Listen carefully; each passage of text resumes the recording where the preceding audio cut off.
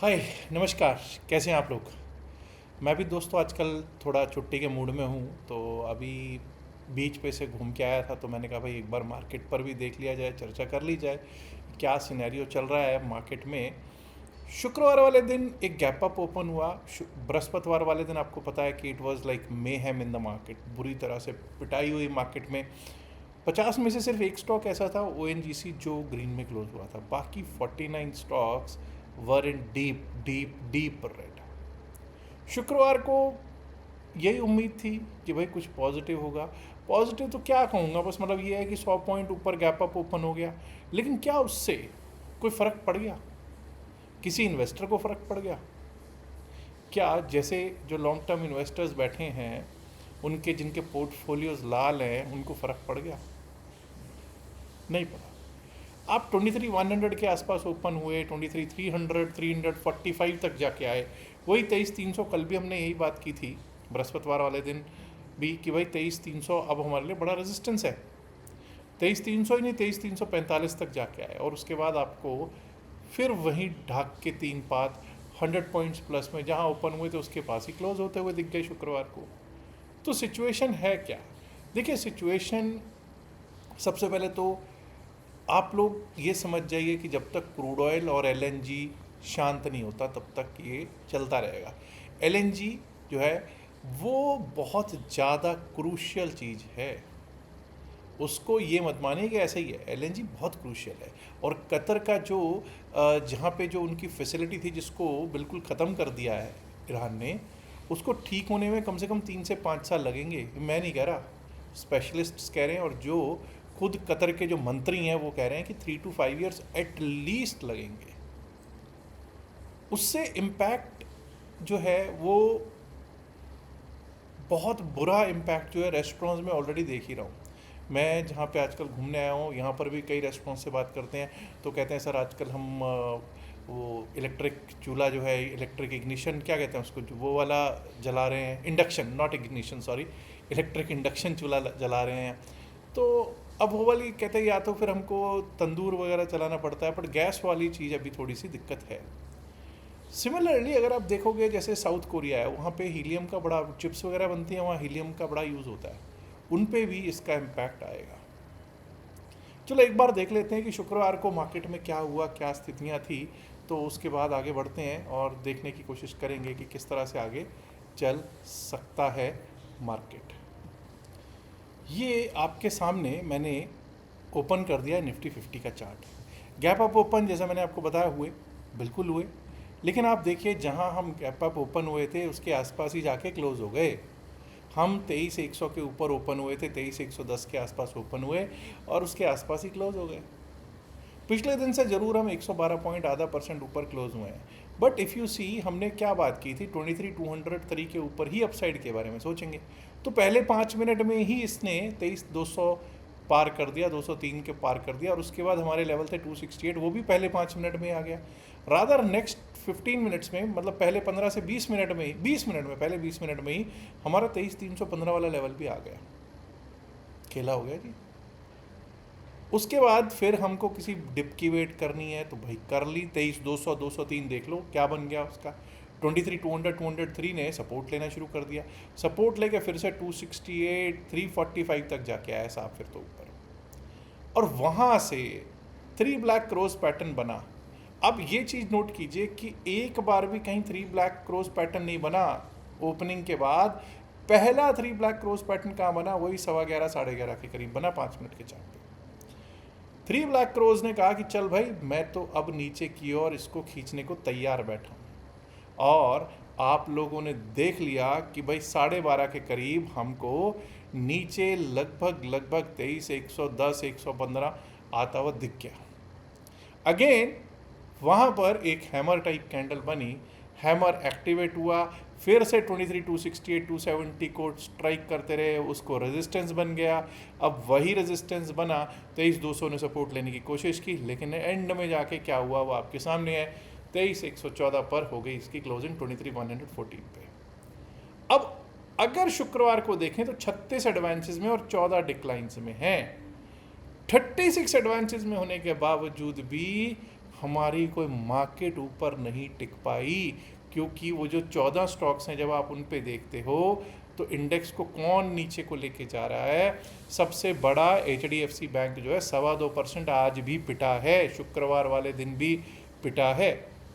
हिंडाल्को भी पिट रहा था, श्रीराम फिन भी पिट रहा था, BEL और ONGC में कुछ नरमी फिर आज हमको देखने को मिली।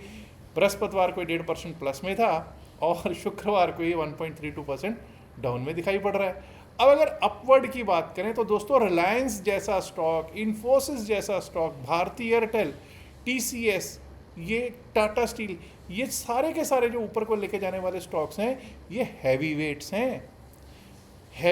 हैं। लेकिन आपको मालूम है कि जब HDFC बैंक लाल में और 2.25% लाल में हो तो बस फिर तो दिक्कत ही दिक्कत आती है। और सबसे बड़ी बात तब होती है जब आप देखते हो कि भाई निफ्टी बैंक में क्या हालात हैं। जब आप निफ्टी बैंक के हालात देखते हो, हम वहाँ पर तो पॉजिटिव दिख रहे हैं, यहाँ पे आपको neutral to negative 23-24 points negative में क्लोज होते हुए दिख रहे हैं, और 9 एडवांसेस में और 5 डिक्लाइंस में। अब 5 डिक्लाइंस में देखिए कौन से हैं। 5 डिक्लाइंस में ICICI बैंक बड़ा वेटेज है ना, है बड़ा weightage, axis bank, Kotak bank, HDFC bank. जो 5 में से 4 रेड है उनका अच्छा खासा वेटेज है। क्या करोगे, union bank, bank of Baroda, can bank, PNB, yes bank को अगर 1-1%, 2-2, 3-3% तेज ले भी जाओगे तब भी क्या इनका इतना बड़ा वेटेज है कि बैंक निफ्टी को किधर को खींच के लेके जाए। केवल अगर बात करूंगा तो मुझे लगता है स्टेट बैंक ऑफ इंडिया लगभग 1% तेज था, अदरवाइज दिक्कत ही दिक्कत देता हुआ हमको दिखाई दे रहा था बैंकिंग सेक्टर भी। और देखिए साहब, जब तक क्रूड ऑयल शांत नहीं होगा, बैंकिंग पॉजिटिव हो जाए बड़ा मुश्किल है, और बैंकिंग के ऊपर ही सारा दारोमदार टिका हुआ है। क्यों? Banking is about 37-38% of our index.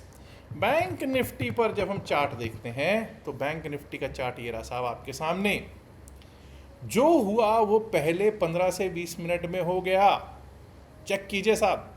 और उसके बाद जहां हम ओपन हुए थे वो छोड़िए, वो तो दोबारा पहुंचे ही नहीं एंड क्लोज टाइम पे, बस उससे भी 23-24 पॉइंट नीचे जहां हम कल क्लोज हुए थे, यानी बृहस्पतिवार को क्लोज हुए थे, उसके भी 24 पॉइंट नीचे क्लोजर आता हुआ दिखाई दिया।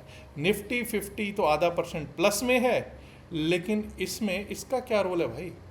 इसका कोई खास रोल नहीं नज़र आ रहा। और आप देख सकते हैं कि किस तरह से हमने जो बात की थी, जो हुआ वो पहले 5 मिनट में, रादर फर्स्ट 5 मिनट्स में जो खेला होना था हो गया। उसके बाद तो वहाँ से पहले 5-10 मिनट में जो होना था उसके बाद तो फिर वहाँ से शॉर्ट्स ही तैयार हुए हैं। इसमें भी शॉर्ट्स ही तैयार हुए और शॉर्ट्स में ही आनंद लोगों ने निफ्टी बैंक में लिया है। क्या निफ्टी मिड कैप भी कुछ ठीक ठाक चला है? कुछ हुआ है शुक्रवार को? ये रहा साहब Nifty mid cap, supports resistances को टेस्ट करता हुआ 12,600 को सपोर्ट। अब हमने बात की थी कि 12,602 के ऊपर 12,602 के ऊपर चलेंगे। ऊपर ही ओपन हुए, पहले 5-10-15 मिनट में जो खेला होना था हो गया, कोई बाउंस आता था वहीं से सेलिंग आ रही है। आप चेक कर सकते हैं किस तरह से सपोर्ट्स रेजिस्टेंसेस को टेस्ट किया है शुक्रवार वाले दिन।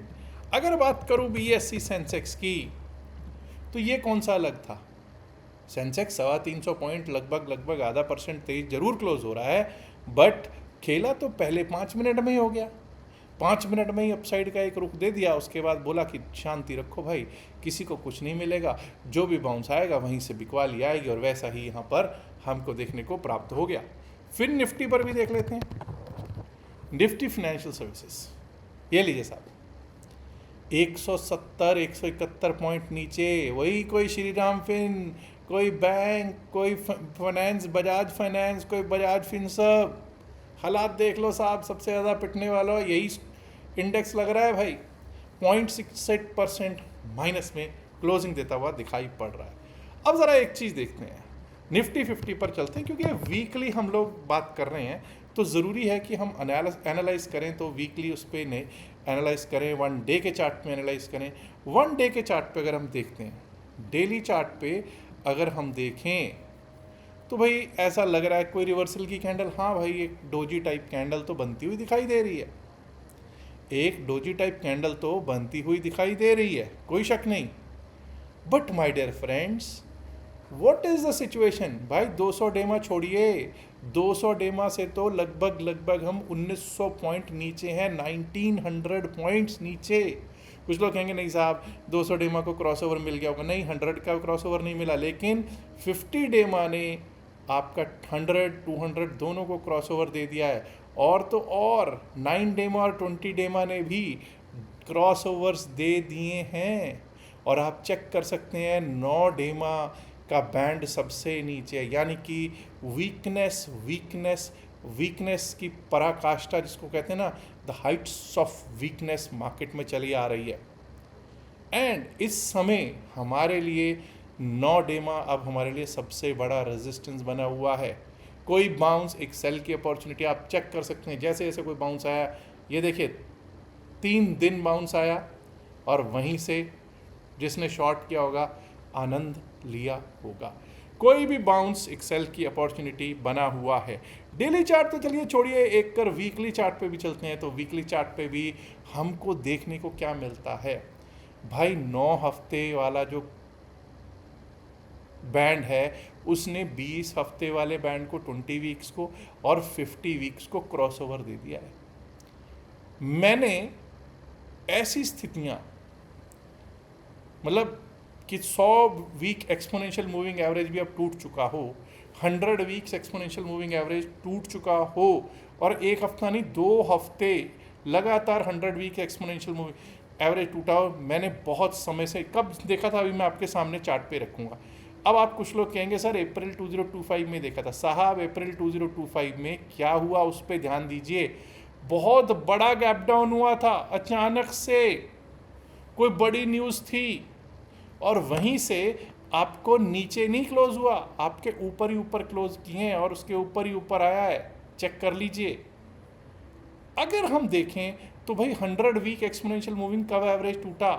100 वीक एक्सपोनेंशियल मूविंग एवरेज एक बार टूटा 13 जून 2022 वाला जो हफ्ता था, लेकिन उसके अगले हफ्ते ही उसने रिकवरी दे दी।